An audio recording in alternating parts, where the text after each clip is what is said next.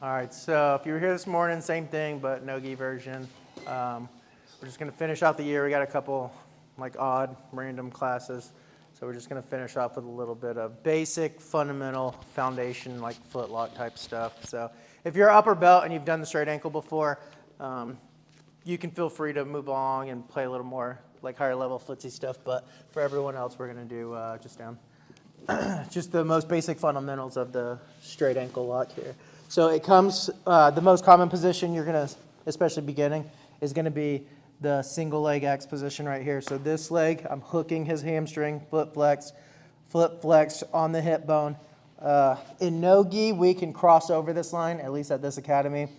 Depending on your belt and depending on your tournament, and if you go to a different gym or something like that, their rules might be different. But passing, when you pass that hip bone like this, it's called reaping. I allow it here. We're not stupid with it, but some places don't allow it. So make sure wherever you're at, you know where you're at.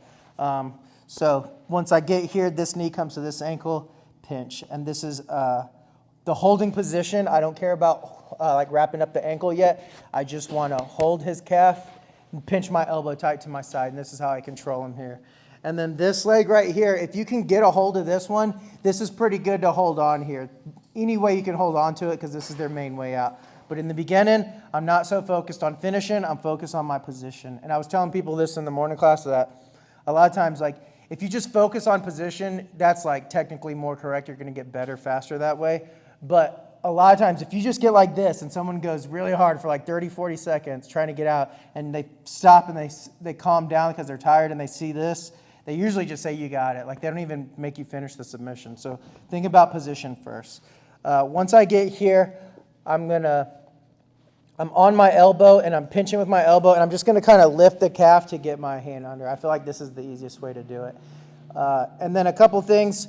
So a lot of people, when they start, their arm is like across the calf like this, but what we actually want is like a guillotine on the Achilles right here. That's like the best position here.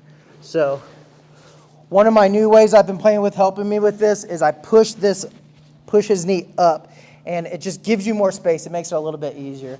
And then the old thing that I showed, and I still do this a lot, is when you start here and you sling your hand back like this and then come back here, it'll be tighter. So it's like that when you do it for real. So here, boom, get it where I want it. I'm going to grab my own blade of my hand right here, and then it's basically a guillotine. And from here, I'm going to drop from my elbow to my shoulder here. And a lot of times, if you get it this tight, a lot of people will tap just right here.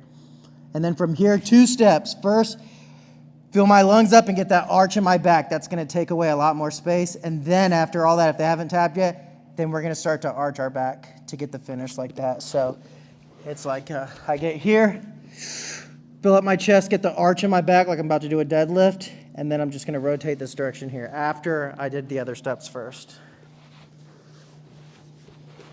So here, got the position, good strong position.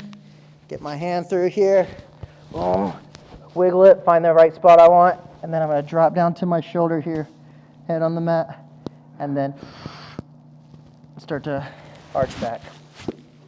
Any questions? Okay.